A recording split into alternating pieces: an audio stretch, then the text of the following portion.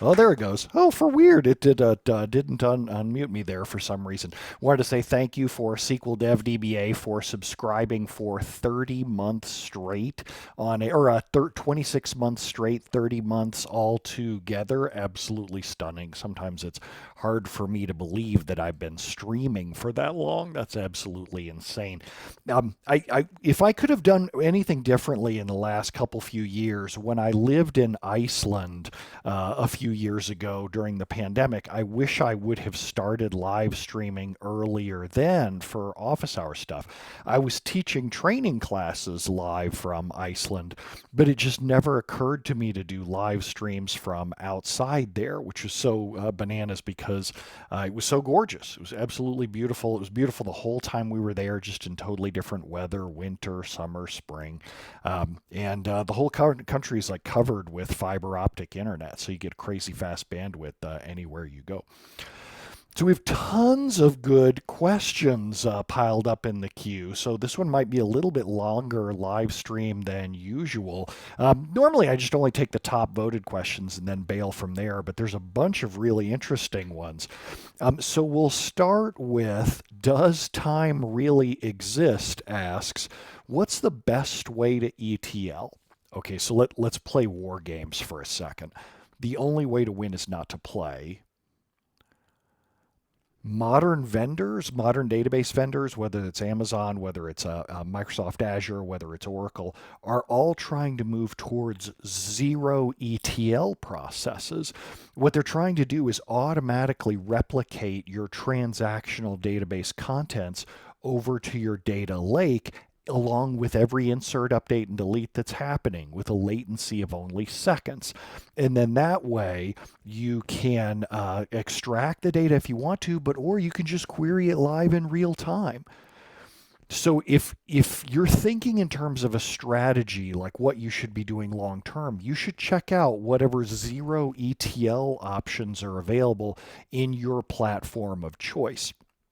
But barring that option, if you can't do zero ETL, because it sounds like you're architecting something new from scratch, and zero ETL is the way you should be going.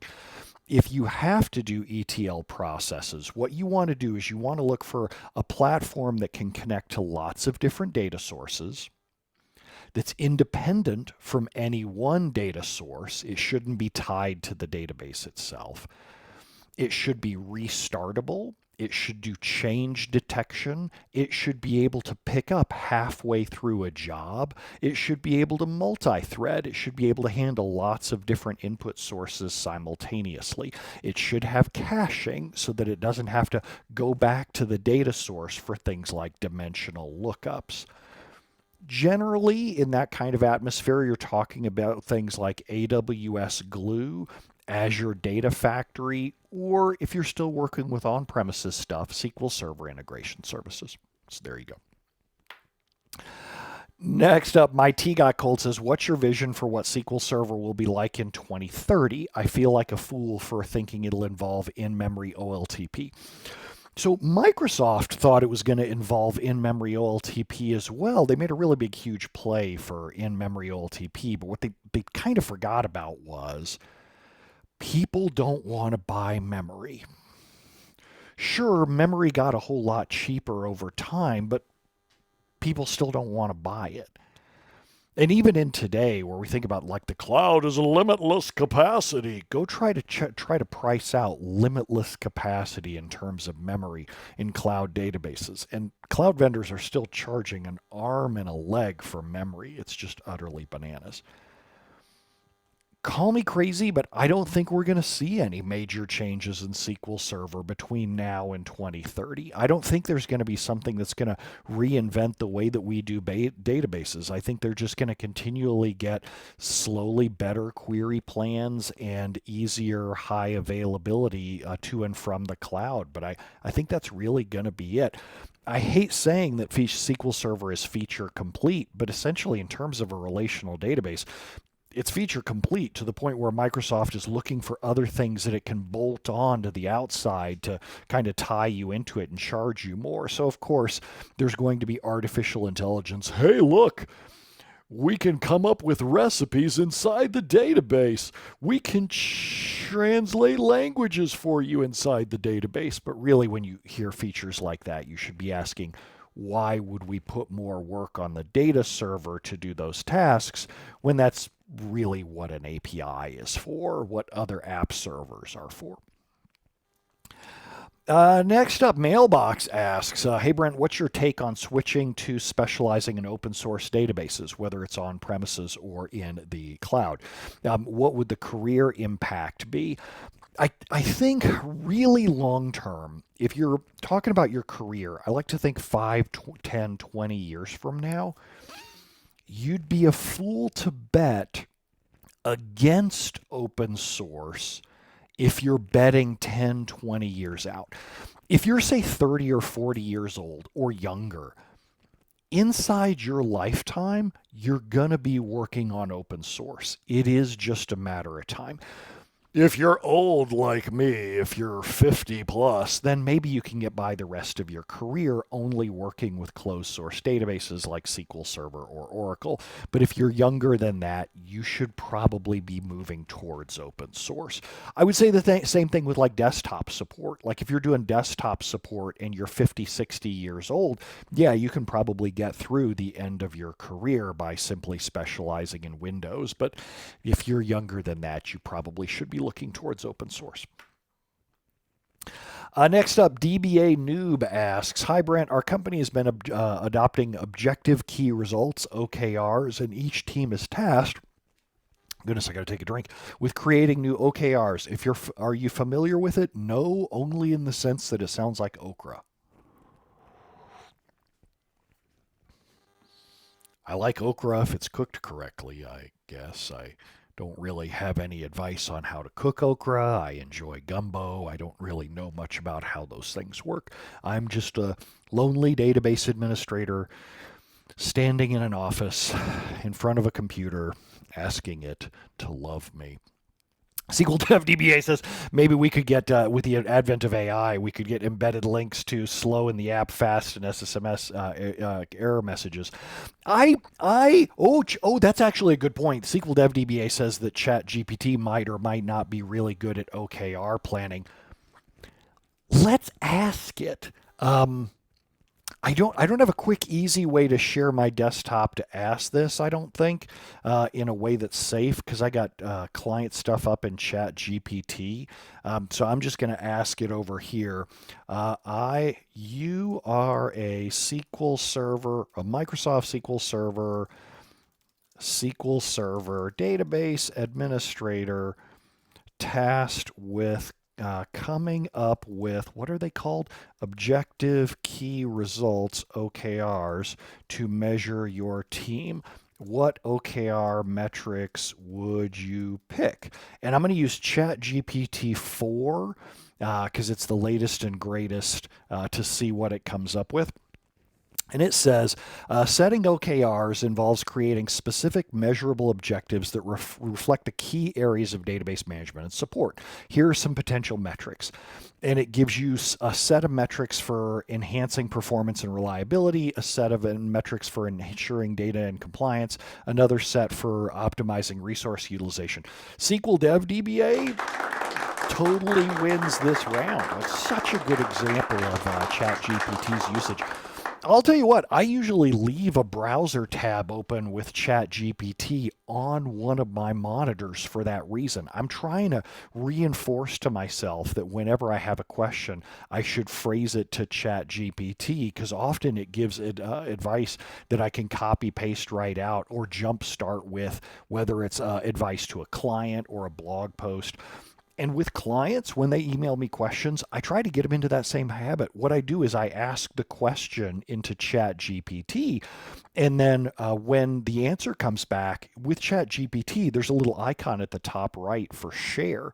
You can click on that share icon. I actually give it straight to clients, and I say I asked ChatGPT, and here's what it came up with. Now, surely some people out there are going to say, well, Brent, aren't you kind of tuning yourself out of a career with that?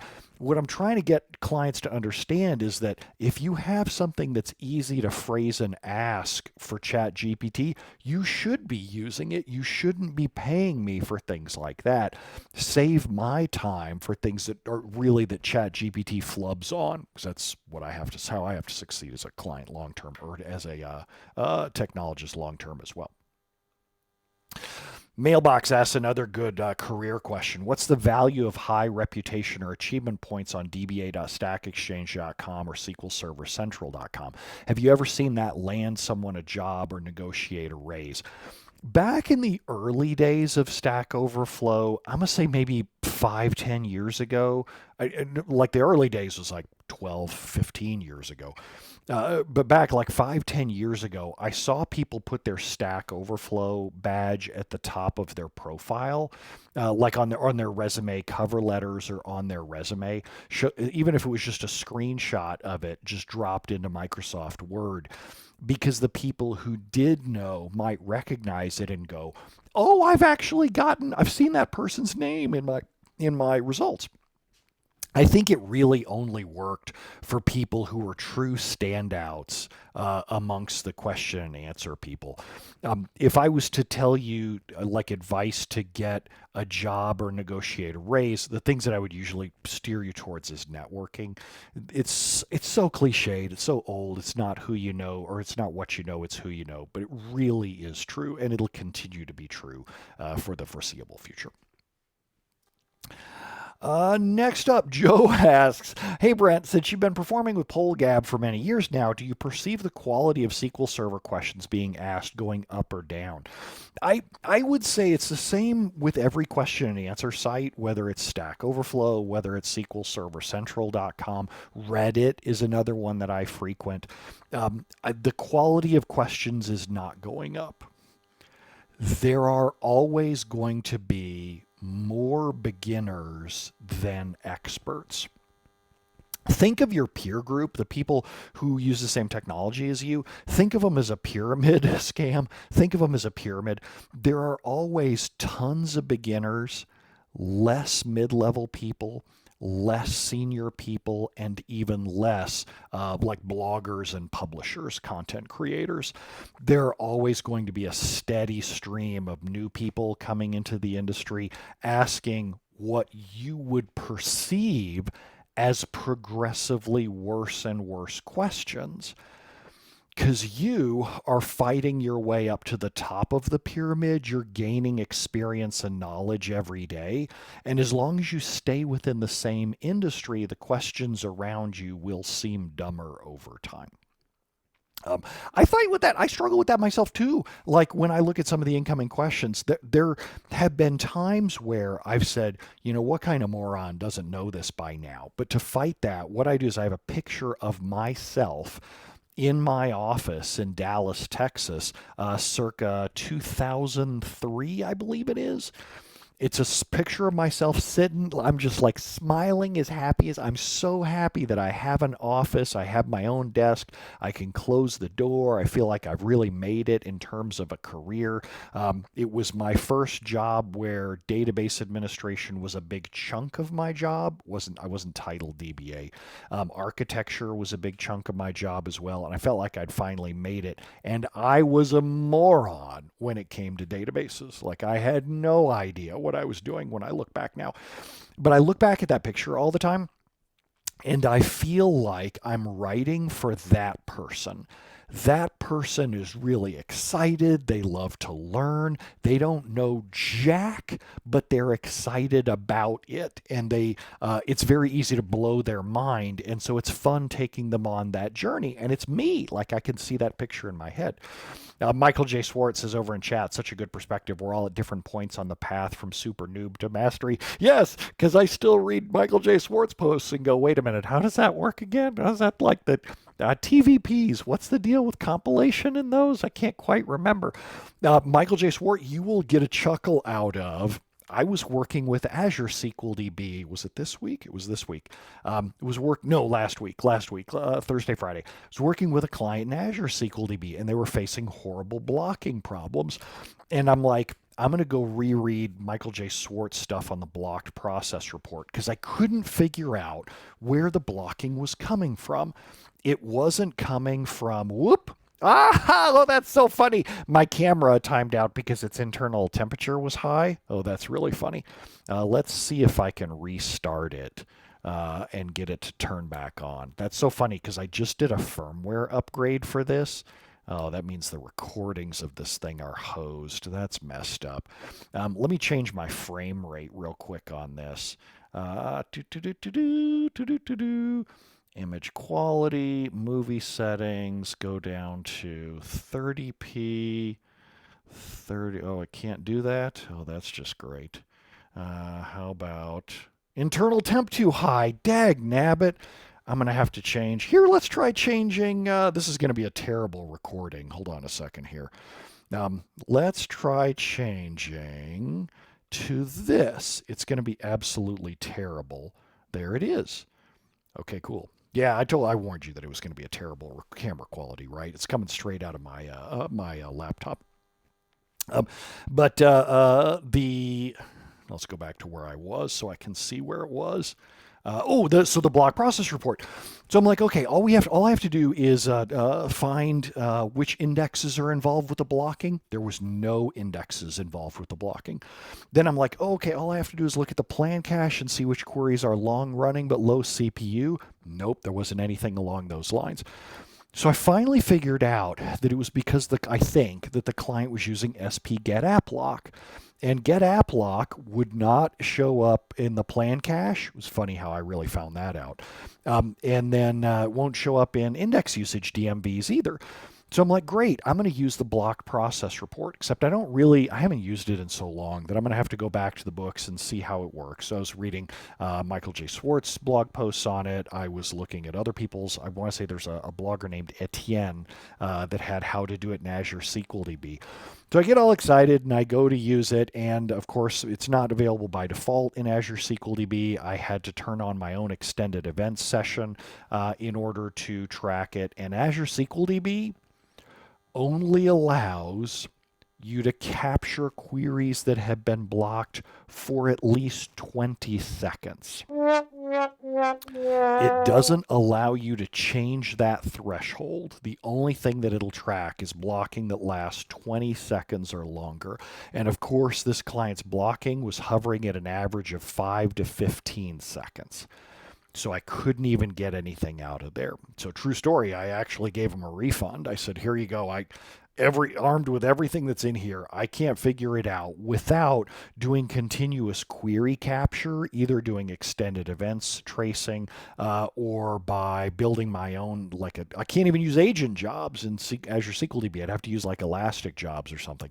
I said, you know what? The amount of work that's involved with this, you don't want to pay me for that. Just go buy you don't even have to buy, just get a trial of an off-the-shelf monitoring app, Quest Spotlight, Redgate SQL or Redgate SQL Monitor, Idea, SQL DM, whatever.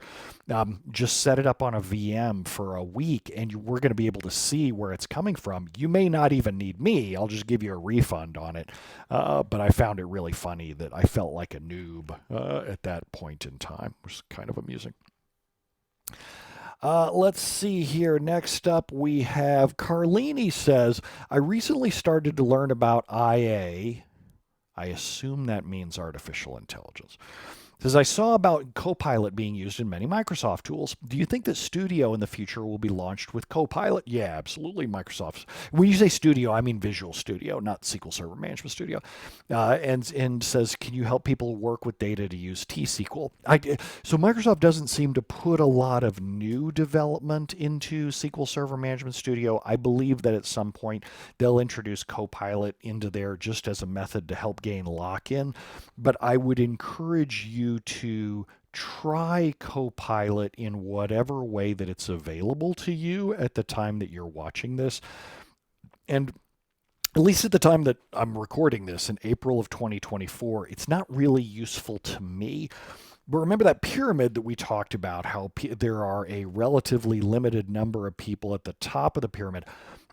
not to brag, but most of the time I'm at the top of that pyramid, and Copilot just kind of falls apart for me. Every use case I've tried with it, it just doesn't work well. I think it'll work really well when it knows the schema of the database. When it's able to use training to capture the local schema of the database and then make its suggestions based on that. But right now, it's pretty sketch. We'll do one more question just because the camera went to hell in a handbasket. Let's see here. We'll do Chevy 409's question. Chevy 409 asks, what's your favorite vintage American car? I think Corvettes are stunningly beautiful, like 50s, 60s, 70s Corvettes. 80s Corvettes were meant a lot to me as a kid because that was the first Corvettes that I got to like ride along in. I just don't necessarily want to own a vintage Corvette. I think they're really pretty. They're just not great driving experiences. As someone who owned multiple 1980s GM cars, they weren't great when they were new. In terms of like quality and drivability, they weren't really great when they were new. And the ones that are still around are kind of even worse today. I'm not saying anything against American cars. I like American cars, but like if I was going to pick an old vintage car to actually own. SQL Dev DBA says Grand National GNX has entered the chat. I adore the GNX. I almost bought one, but if you go get in one today, you're going to be horrified by how bad the interior was. They're cloth seats. They're like a velour. They're this really gross velour, and man, you got to clean the bejesus out of it because there's so much bodily things inside cars. We're talking like a 50-year-old car with velour seats. You think home carpet is gross. Imagine having home carpet for 50 years straight. It's disgusting. Like velour was just, oh God, I just can't even. Ramiel says a good friend had a 90s vet delicate car, took a hard bump in the road and shorted the CD deck. Yeah, I believe it. And not that foreign cars are a whole lot different there either, but the GM ones especially were kind of sketch. I say that as somebody who just bought a 1992 Cadillac Fleetwood, but older Cadillacs tend to have been treated a little differently because they're usually bought by little old people who only drove them to church back and forth. Like it's real easy to find Survivor, especially 1990s Cadillacs that are still in pretty good shape. All right, well, I'm going to go figure out what's going on with my camera. I just did a firmware upgrade to one of my cameras, and I was all excited because now it supports 4K recording at 60 frames per second, but evidently it does not support that when you use high frame rates for an extended period of time, so I got to go figure out what's going on with that. And I will see y'all at the next office hours. Adios. Oh, where's the stop button? There.